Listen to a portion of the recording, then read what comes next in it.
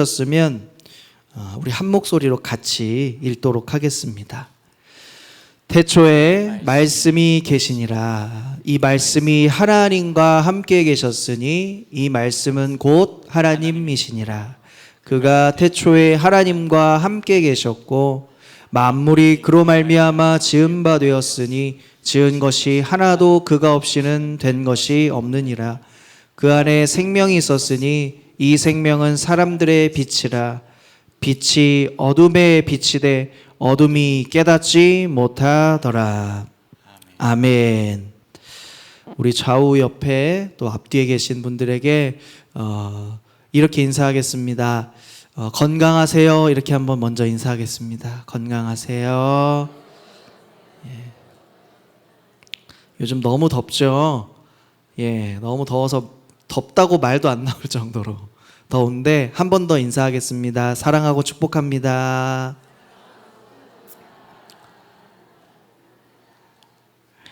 오늘부터 매주 수요일마다 이제 요한복음 말씀을 살펴볼 겁니다. 요한복음 말씀, 사복음서에서 제일 마지막에 있는 복음서가 뭘까요? 요한복음이죠. 이 요한복음 말씀을 통해서 하나님의 은혜를 나누기를 소원하는데 저는 요한복음을 참 좋아합니다. 그래서 요한복음을 가지고 특별히 주님을 새로 믿은 분들이 있잖아요. 주님을 새로 믿고 영접하신 분들, 그리고 예수님이 어떠한 분이신지를 깊이 알아가고 싶으신 분은 요한복음을 꼭 읽어보셨으면 좋겠어요. 요한복음을 한 장 한 장, 매일 한 장 한 장 읽으시고 한 장이 어려우면 몇 절이라도 꼭 하루에 읽어보시면 좋을 것 같아요. 그래서 1장부터 우리가 21장까지 나가게 될 텐데 이 요한복음 말씀 안에서 하나님의 큰 은혜를 경험하시기를 축복합니다. 아멘. 모든 일에는 시작이 중요한 것 같아요. 그렇죠? 시작. 어떻게 시작하느냐. 어떤 일을 시작하느냐보다 그 일을 어떻게 시작하느냐가 더 중요한 것 같아요. 그래서 오늘 하루를 시작하면서 우리 성도님들 어떤 마음으로 시작하셨나요? 오늘 하루 일어나면서부터 아우 더워 하고 일어나셨나요? 저는 그렇게 일어난 것 같아요. 아우 더워 이렇게 일어나고 아우 잘 잤네 이렇게 얘기하면서 하루를 시작하시는 분도 계시고 아우 오늘은 또 어떤 일을 하고 또 어떤 계획을 또 가지고 살아갈까 이런 마음으로 시작하시는 분들도 계실 거고 걱정으로 시작하시는 분도 계실 것 같아요.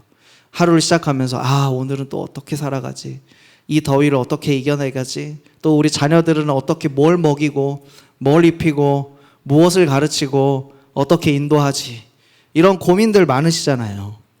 오늘 이 요한복음 1장 본문 말씀은요, 우리가 무엇을 중심으로 살아가야 될까를 알려주는 말씀입니다. 무엇을 중심으로 살아갈까? 요한복음은 우리의 삶의 모든 중요한 것들이 있는데 그것들보다 더 중요한 것이 있다고 얘기를 해요. 더 중요한 것. 오늘 그 중요한 것, 특히 우리의 삶의 중심이 하나님은 이것이 되었으면 좋겠다라고 말씀을 하세요. 그럼 이것이 무엇인지, 하나님의 은혜가 무엇인지 우리가 깨닫기를 원합니다. 1절 말씀을 보니까 태초에 말씀이 계시니라. 이 말씀이 하나님과 함께 계셨으니 이 말씀은 곧 하나님이시니라. 이렇게 말씀하고 있거든요. 어디서 많이 본 말씀 아니세요? 예, 태초에라고 시작되는 말씀이 또 어디 나오죠? 예, 창세기 몇 장 몇 절? 예, 잘 배우셨어요. 창세기 1장 1절이에요. 창세기 1장 1절 외우셨어요? 같이 한번 암송해 볼까요? 태초에 하나님이 천지를 창조하셨느니라. 어떤 분들은 입만 이렇게 뻥긋뻥긋 하시는데요. 대부분 잘 아시는 것 같아요. 그래서 태초에 하나님이 천지를 창조하시니라. 창세기 1장 1절과 요한복음 1장 1절은 닮아 있어요. 태초에 말씀이 계시니라. 태초에 하나님이 천지를 창조하시니라. 이 두 말씀은 닮았어요. 왜냐하면 모든 것이 시작되기 전부터 무엇이 있었다고 하는 거예요. 말씀. 요한복음 말씀이라고 얘기하고 창세기에는 태초에 하나님이, 그렇죠? 하나님이 계셨다는 거예요. 우리가 요한복음 1장 1절로 다시 돌아오면 말씀이 계시니라 라고 해요. 말씀이 계시니라. 이 말씀은 로고스라고 얘기를 합니다. 로고스. 조금 어렵죠, 말이? 로고스. 그런데 이 로고스가 뭐냐면요, 예수님을 가리켜요. 예수님. 여기서 우리가 큰 걸 하나 배웠습니다. 말씀은 로고스고 로고스는 누구다? 예수님이다. 이 말씀이 누구와 함께 계셨다고 합니까? 하나님과 함께 계셨대요. 그러니까 지금 예수님과 하나님이 함께 계신 거예요? 따로 계신 거예요? 같이 계셨어요. 그러면 창세기 1장 1절로 돌아가 볼게요. 태초에 하나님이 천지를 창조하시니라. 여기에 하나님이라고밖에 안 나와 있는데 여기에 하나님과 누가 또 계실까요? 예수님이 함께 계시죠. 그래서 태초에 예수님도 계셨던 거예요. 그리고 또 누가 계셨을까요? 삼위일체 성령 하나님도 같이 공동체로 계시죠. 그래서 성부 하나님, 성자 하나님, 성령 하나님, 우리가 이 세 분을 삼위일체라고 얘기를 하죠. 기독교의 놀라운 신비예요, 신비. 이런 교리를 가진 종교는 어디에도 없어요. 하나님이 우리를 위하여 이 신비 안에서, 놀라운 은혜 안에서 우리를 다스리고 계신다는 사실을 기억하시길 바랍니다. 또 감사하시길 바랍니다. 그래서 이 말씀이 하나님과 함께 계셨대요. 근데 함께라는 말을 보니까 뭐가 가장 먼저 생각나세요? 우리가 지금 어디에 같이 있죠? 예배실에 같이 있죠? 그런 공간을 생각할 수 있잖아요. 이 공간에 우리가 같이 있구나 라고 생각할 수 있는데 여기서의 함께라는 의미는 조금 달라요. 공간이라는 의미도 있지만은 예수님이 지금 하나님이 바라보시는 곳을 같이 바라보고 계시는 거예요. 그러니까 이것은 방향을 나타내는 겁니다. 방향. 그러니까 하나님과 같은 방향, 같은 마음, 같은 생각, 이것을 통해서 예수님과 하나님이 친밀하시구나. 그렇죠? 교제하고 계시구나. 우리가 같이 있다고 해서 교제하는 게 아니잖아요. 같은 마음을 나눠야 되잖아요. 같은 생각을 나누기도 하고 공감을 하기도 하고 이야기를 서로 대화로 나누잖아요. 우리가 그것을 교제라고 하죠. 그런 것처럼 하나님과 예수님이 서로 교제하고 있구나, 친밀하구나 라는 것을 이 말씀을 통해서 알 수 있는 겁니다. 그런데 요한은 더 놀라운 말씀을 선언해요. 이 말씀은 곧 누구시라? 하나님이시라. 이 말씀은 곧 하나님이시라. 아까 이 말씀은 누구라고 그랬죠? 예수님이라 그랬어요. 그런데 예수님이 곧 누구래요? 하나님이래요. 여기서 우리가 의문점을 가져야 돼요. 우리는 당연히 알고 있어요. 하나님의 아들 예수 그리스도, 그분은 하나님의 아들이시면서 하나님이시다 라는 것을 우리가 믿고 있거든요. 그런데 요한복음에서 다시 말씀하세요. 이 말씀은 곧 하나님이시다. 하나님이 함께 계신 것을 넘어서서 하나님 자신이라는 거예요. 예수님이. 자, 이 말이 왜 우리가 생각해 봐야 될 문제냐면 이 당시를 생각해 봐야 돼요. 이 당시에 요한이 왜 그럼 이렇게 썼을까? 당시에 유대인들과 지식인들이 만약에 이 말씀을 읽었으면요, 이해되지 않고 이단이라고 정죄했을 겁니다. 실제로 초기 기독교에서 이 말씀을 가지고 예수님은 하나님이시냐 아니면 하나님이 아니시냐라는 그 말씀으로 논쟁이 일어났어요. 그래서 수백 년 동안 논쟁이 있었어요. 예수님이 그냥 사람이냐 아니면 하나님이냐. 이걸 가지고 지금까지도 아마 지식인들은 고민할 거예요. 이것을 받아들이냐 받아들이지 않느냐에 따라서 그들의 신앙이 달라지고 삶의 방향이 달라집니다. 오늘 우리는 무엇을 알아요? 예수님이 하나님의 아들이시고 하나님이신 것을 믿으시기 바랍니다. 그런데 사람들은 믿지 못했어요. 그래서 예수님은 뛰어난 사람인 건 인정하겠는데 하나님이신 건 도저히 인정 못하겠다. 이런 것을 받아들이는 사람이 있었어요. 그래서 그런 사람들에게 하나님은 이 말씀을 주신 거예요. 그래서 성경 전체에서는 요한복음뿐만이 아니라 성경 전체에서 예수님이 바로 누구시다? 하나님이시다. 이 말씀을 증거하고 있습니다. 그래서 요한은 이 요한복음을 쓰면서 독자들이, 읽는 사람들이 이것을 알기를 원했던 거예요. 예수님이 하나님이시다. 이것을 알기를 원했던 거예요. 그렇지 않으면요, 이것을 우리가 인정하지 않고 믿지 못하면요, 이 이후에 있는 말씀을 이해할 수가 없습니다. 알지 못해요. 그리고 우리가 태초에 하나님이 천지를 창조하시니라 라는 이 창세기 1장 1절의 말씀이 있지 않습니까?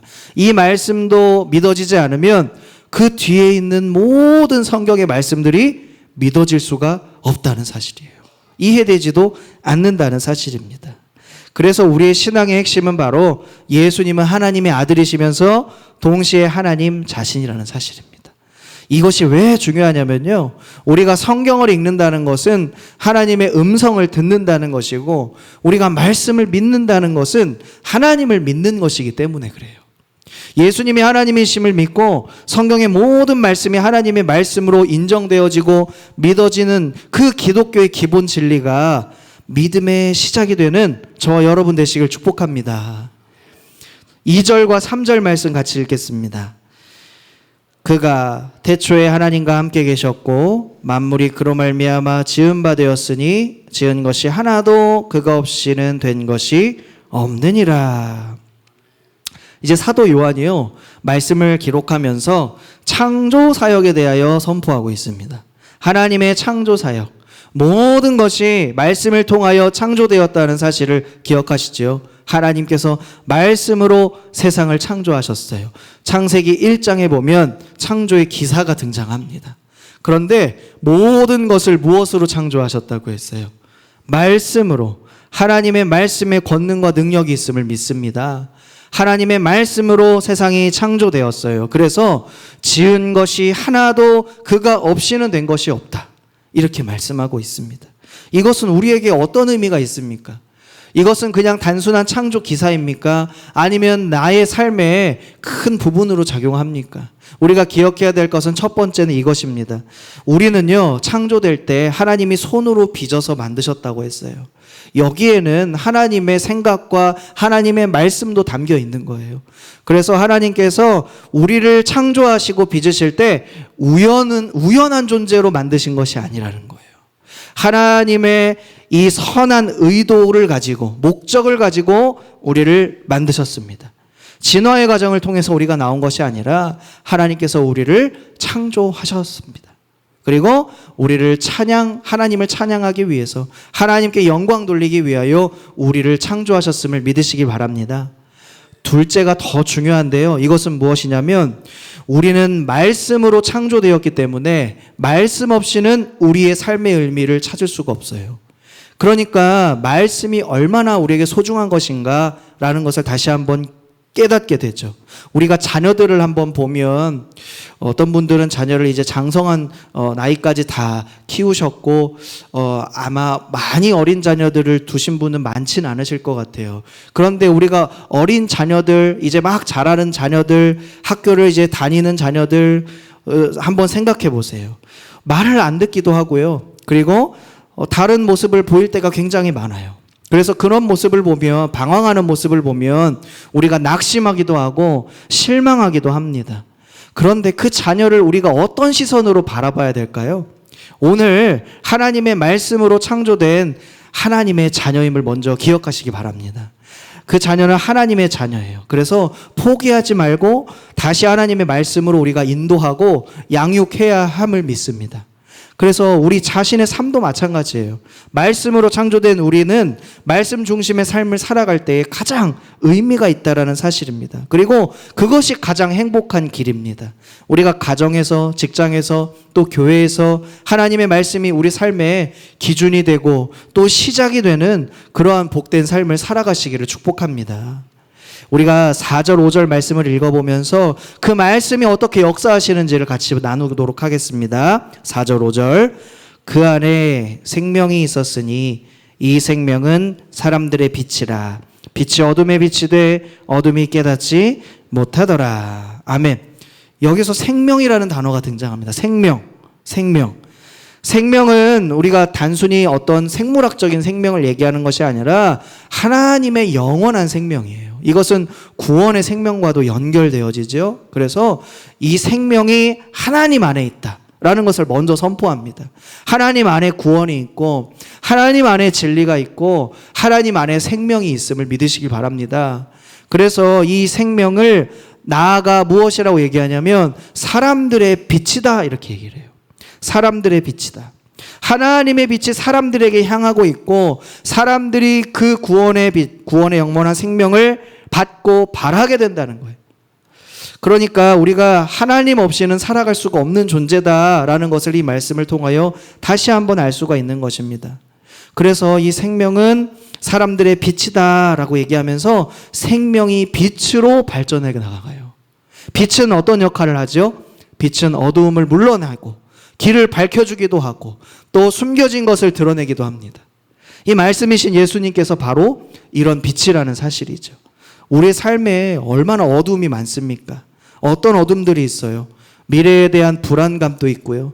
그리고 건강에 대한 염려도 있고요.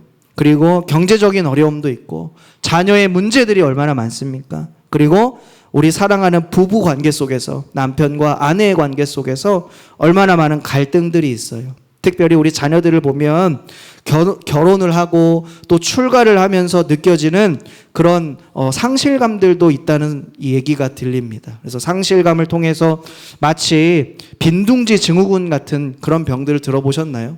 빈둥지 증후군 같은 그런 허전함, 집안에서 항상 같이 생활하다가 없어져서 허전한 거예요. 그래서 그러한 느낌을 느끼기도 하고 연세가 들어오시면서 신체적으로 변화들이 많이 오잖아요. 그래서 이런 것 때문에 우울감을 겪기도 합니다. 그런데 오늘 말씀은 빛이 어두움에 비친다라고 얘기를 합니다. 빛이 어두움에 비친다. 이 말씀의 빛이 우리의 모든 삶, 우리의 모든 어두운 부분, 우리의 모든 문제들을 비추고 계신다는 거예요. 그러니까 그 모든 어둠도요, 무엇이 해결해 준다는 겁니까? 하나님의 말씀이 해결해 줄 수 있다는 거예요. 하나님의 말씀이 답이라는 사실입니다. 우리가 사랑하는 부부 관계 속에서, 특별히 또 남편과의 관계 속에서 뭐가 제일 어려우세요? 소통하는 거 쉬우십니까? 어려우십니까?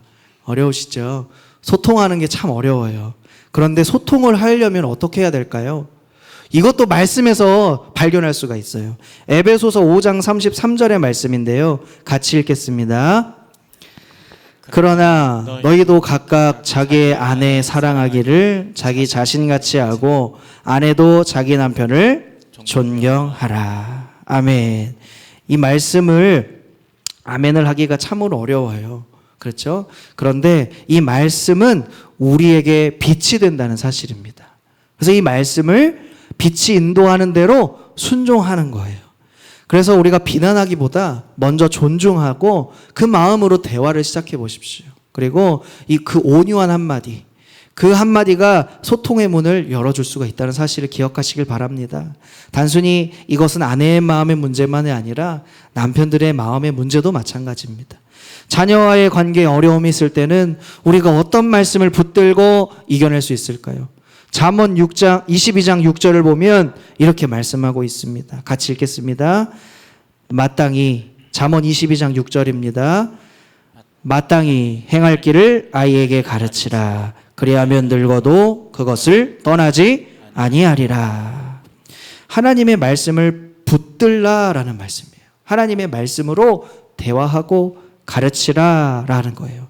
그런데 먼저 다그치기 쉽잖아요. 아이들을 다그치기 쉬운데, 그런데 그보다 먼저 생각해야 될 것이 있어요. 하나님이 보시기에 옳은 길이 과연 뭘까? 하나님이 보시기에 선한 길이 뭘까? 이것을 먼저 생각하는 거예요. 그리고 저녁 시간이 되어서 식탁에 앉게 되면 하루에 있었던 일들을 함께 한번 나눠보시길 바랍니다. 하나님의 뜻을 함께 찾아가야 하는 것이에요. 이러한 일들을 우리 자녀들과 함께 시작해 보시기를 원합니다. 경제적으로 마음이 어렵고 무거울 때, 어두움이 찾아올 때 우리는 어떤 말씀을 붙들고 승리할 수 있을까요? 로마서 8장 28절의 말씀입니다. 같이 읽겠습니다.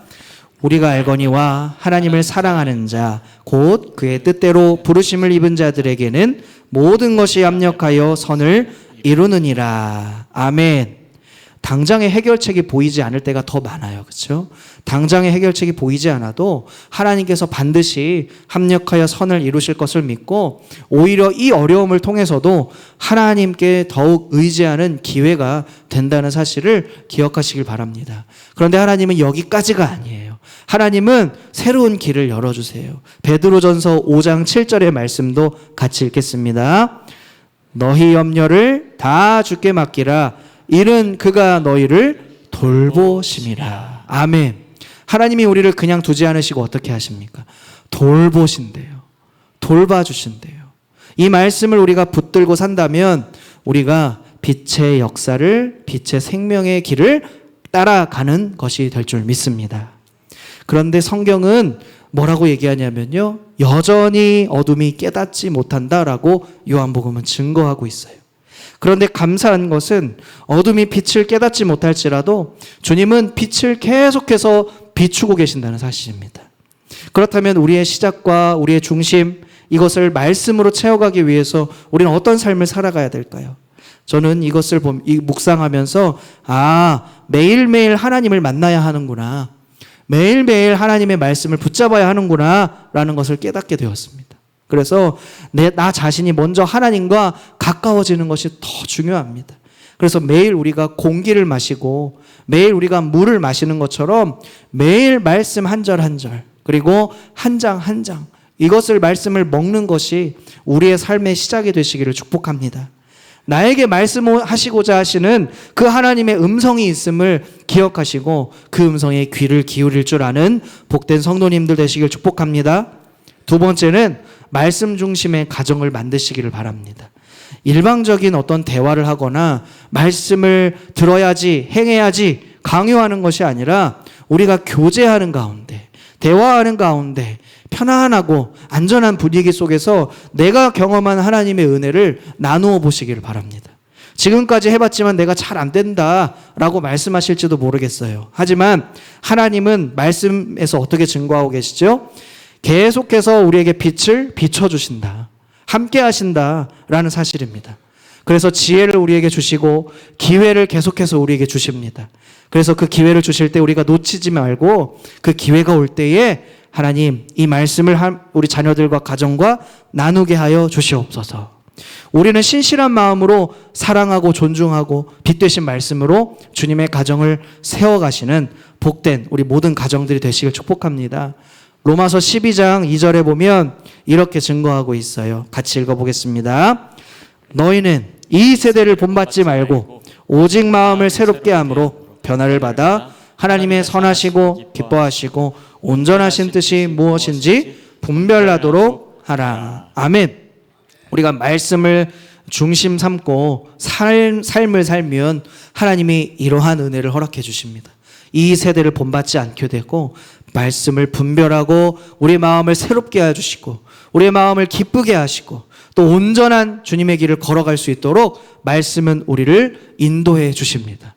오늘 그 말씀을 기억하고 우리의 가정의 중심이 말씀이 되고 우리의 삶의 중심이 말씀이 되고 우리가 비추어야 할 그 빛이 말씀이 되시기를 살아계신 예수님의 이름으로 축복합니다.